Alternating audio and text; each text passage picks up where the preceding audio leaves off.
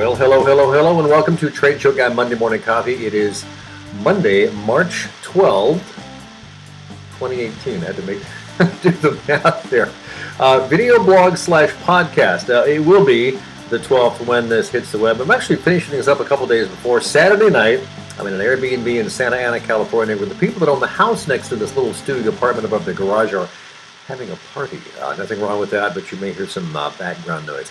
I just got back short time ago on next to the last day of the Natural Products Expo West at the Anaheim Convention Center, and just after that I went to just down the street, an Oregon business group gathering at McCormick and Schmick's right next to the convention center. Had a nice Deschutes Brewery Pale Ale, ate some great Oregon food, then walked about a mile back to my car, and finally made it here through the rain. So let's think about this. I've been coming to the show this is the 16th year. It has never rained here until today. Now, I've heard in the past that it stormed before the show, after the show, who cares, right? Before that, who cares? But it rained. It's been raining all day. The guy with the Airbnb, terrific guy, says, hey, you want an umbrella? Oh my gosh, yes. He gave me a little umbrella. I was so glad I had it this afternoon walking back to the car about a mile or so.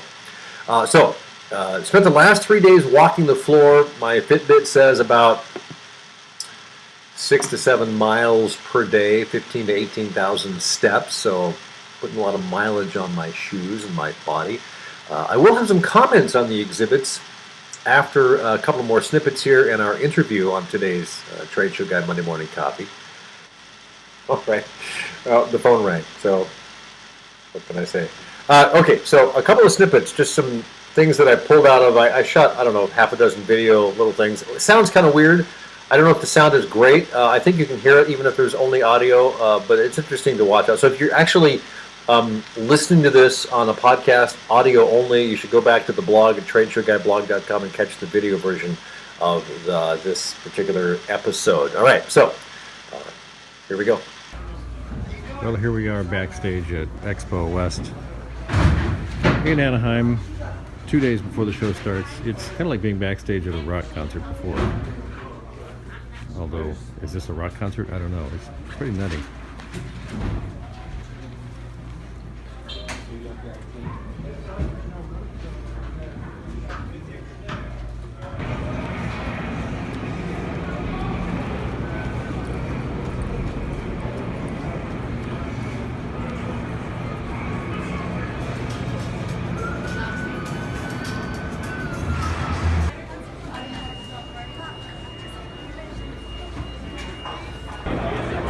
Good morning, everybody. Halls A through E are now open. Welcome to day one of the Natural Products Expo West and Ingredients 2018. Awesome, thank you.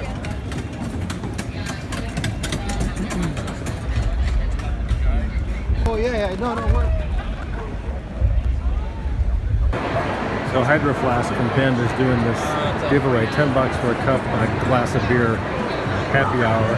Hundreds, maybe 100 or 200 people lined up either to get the cup and the beer.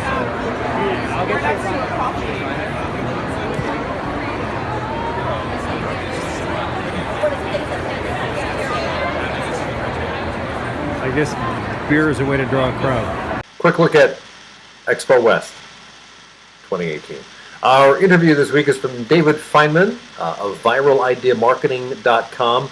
We talked about using video online. I think it's a good interview. Take a look. All right, it's Trade Show Guy Monday Morning Coffee. I'm Tim Patterson, Trade Show Guy, and I've got David Feinman with Viral Ideas Marketing, a videographer, and who knows what else. Tell me a little bit about the company, David. Good morning, by the way. Good morning, Tim. It's great to be here. Excited to be doing the podcast. A little background on me. I'm really excited to talk to your audience a bit. I started this company with my business partner, Zach Medina, about 3 years ago. We create videos for social media and online use with companies all over the world. Our main mission is to create to inspire and help companies discover their why through the arts of our creative talents. So how do you, when someone comes to you and says, we want you to do some video, what's the conversation about at that point? It's something a lot of companies are thinking about for a lot of good reasons. Video is essentially the new media asset. Used to be blogs, used to be written words, and now everything is video.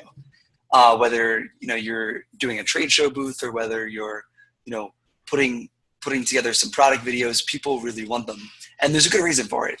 People, companies have found that their sales teams and their people are really expensive, but if they're able to make a video that can help them sell throughout the entire funnel, that's something that will last forever, and it's a great marketing asset for them. So I'm curious, as far as the logistics, do you go to their location?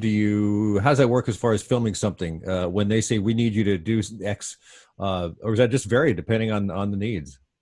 So it depends on how you want to create your video. So really there's two main ways that we see companies doing it right now.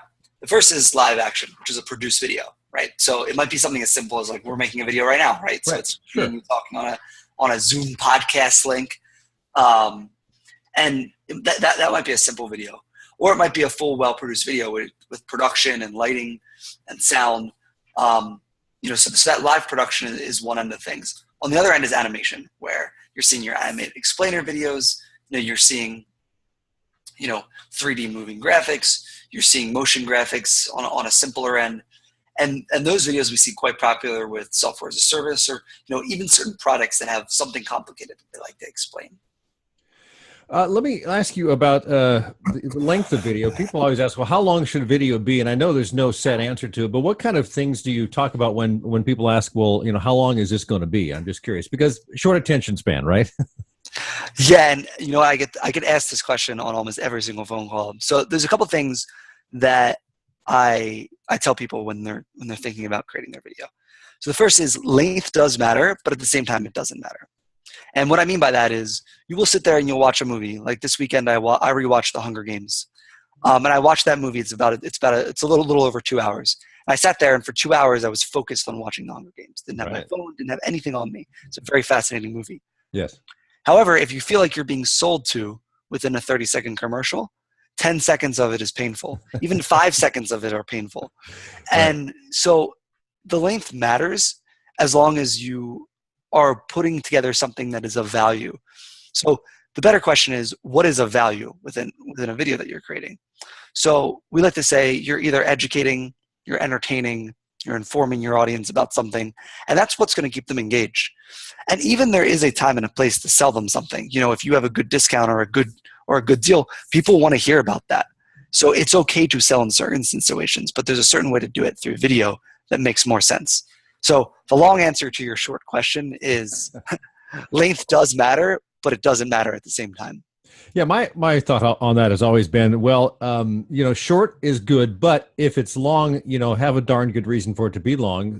Make it compelling for whatever you're trying to get the information out. If it takes 30 minutes to get that information out, don't spend an hour getting that 30 minutes out. Take 30 minutes if you need it, but if it takes 2 minutes, don't spend 10. So just make sure that the message is compelling and you don't add a bunch of extra stuff that people go, oh man, I wish I was doing something else. Like, when you're watching the Hunger Games, you were focused on that. So my other thought that I'd be curious to ask you about is what kind of content do you create and what do people want to get out there? What's kind of working the best as far as content goes these days? Yeah, so I would say it varies on stage of the funnel. So, without kind of rambling on too long about this, you basically have your top funnel, mid funnel, bottom funnel, within any sale online or even offline. So your top of the funnel is basically, if we could sum it up, people that don't know about you that need to get to know you. So within the top of the funnel, we see a lot of companies making essentially one of three things. Some sort of explainer style video that kind of answers some sort of question. Some sort of documentary style video, which is, this is who we are, this is how we do it. Or we see them creating some sort of narrative video.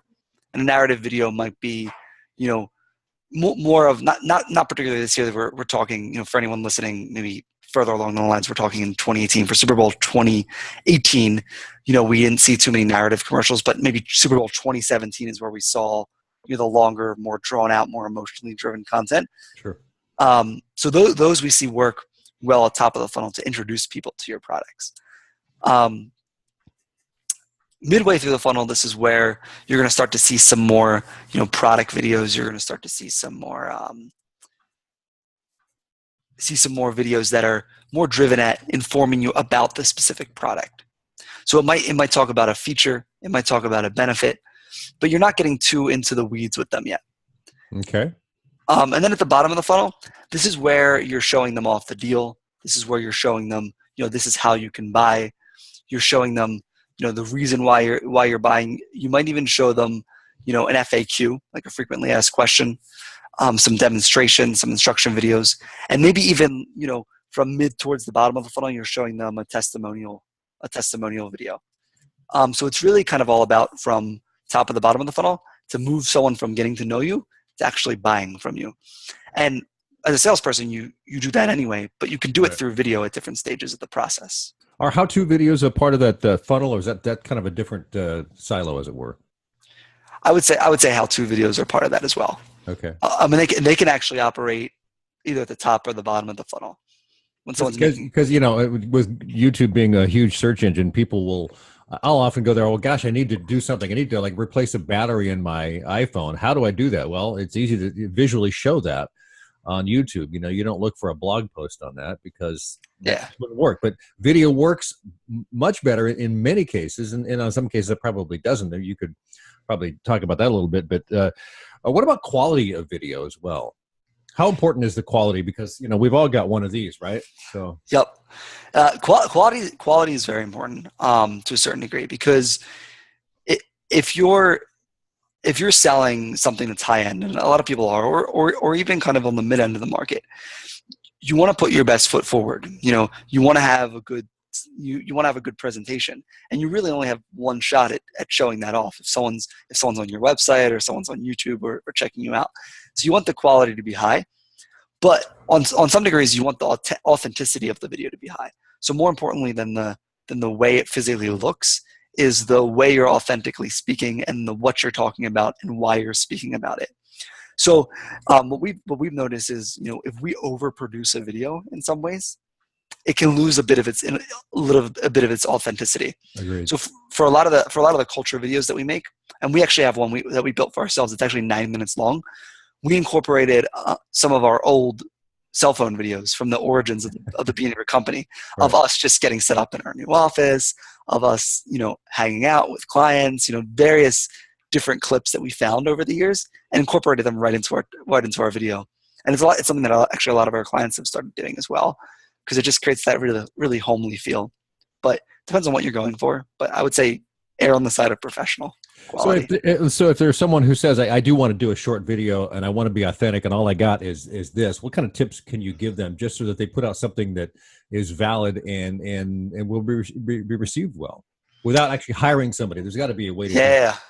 So I would say lighting is the first thing. Mm-hmm. I can actually use myself as an example, right? So if you look at me right now, I'm going to make myself bigger so I can just analyze it. I actually didn't follow my own advice. If you look in the background, I actually left the overhead lights in the office on. Gotcha. Which is a big no-no. I have actually a light facing me right now. So if your face is well lit. So if you turn that off, then you're done. If I turn that off, you'll notice, if you're watching the video versus listening to the podcast, you'll notice that my face actually just went dark and it's harder to see me. But if I turn it back on, and the light that I have right here, I could turn up and down, so I can create different effects. So lighting, very, very, very key. Yeah. Yeah. So even if you're recording on a phone or a computer like we are now, you want to make sure you're well lit. Yeah. And audio, when you're I've done this at trade shows, and I'm going to be one at next week, and I want to do some video, but boy, there's so much ambient noise. You just can't get around that sometimes. Absolutely. I would say one of the things to look for is if you're able to get a Zoom recorder and a little shotgun mic. The whole kit might cost you $300. Right. That will make a huge difference. Or a lavalier mic. Right. Having that direct audio versus coming from your phone makes a huge difference, especially in those crowded environments. Yeah. And even with something like this podcast, if you're watching this on YouTube, you notice that both of us have some sort of direct mic. You're wearing a headphone. I'm wearing a headset.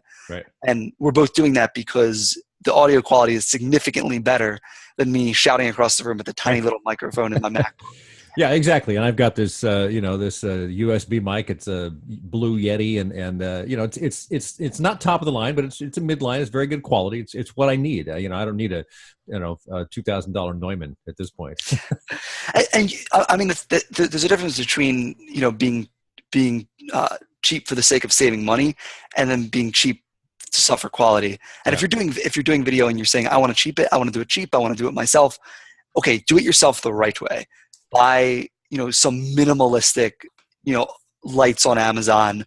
Buy some minimalistic microphone. Get something started before you go ahead and do it. And there's production companies out there like mine that can help you do it the professional way. But if you are going to do it yourself, at least give it an honest try. Yeah. Instead of just picking up your phone and recording. And just keep those few guidelines we've talked about, brevity, but make good content and authenticity, those types of things. David, it's cool to chat with you. Tell me a little bit more about Viral Ideas. Where can people find you online? Sure. So again, Viral Ideas, we're a video production company. We work to create, to inspire, help companies find their why through the creative process. Our website's viralideamarketing.com.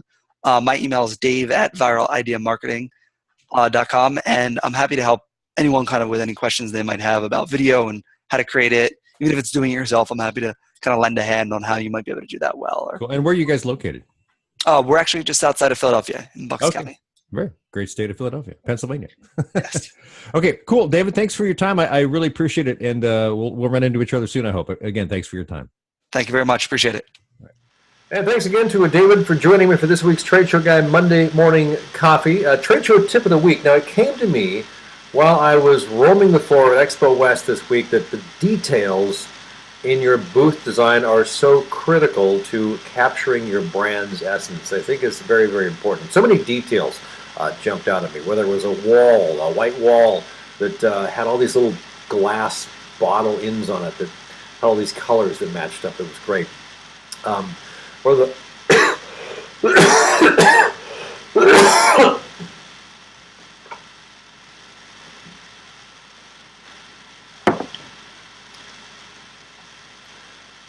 or the greenery on the side of a booth, or the brand colors that show up in very interesting and unusual places, or the colors of a plexiglass and the shelving of the unit. Really interesting things that I saw, the details. So many details really helped embellish the exhibit and contribute to the band. So many details helped embellish the exhibit and contribute to the brand overall. Details are very, very good. When you're doing exhibit design, really pay attention to details, and that not only in the design but in the final fabrication, make sure everything works well. So work with your exhibit house, no matter who they are, on the final look and feel, because all those details really, really come through. People may not notice them, but a lot of people do, I'm sure. And when they do get noticed, you'll be glad they do. This week's one good thing, I've been watching on Netflix here at the Airbnb. They've got Netflix, which is nice. I started this a while back. I'm catching up with it. The Marvel show, The Punisher. I think John Barenthal is the guy that plays The Punisher. Great TV show. I wasn't aware of the comic. I mean, I've heard of it, but I'm an old Marvel Comics kid. But when I grew up, I kind of moved on from comics for whatever reason. And it's kind of nice to see them making TV series out of some of these old comics. This is a really good one. I really enjoyed it. I have maybe 2 or 3 episodes left of the first season, so I hope they kick into a second season. Marvel's The Punisher. That's it. Have yourself a great week.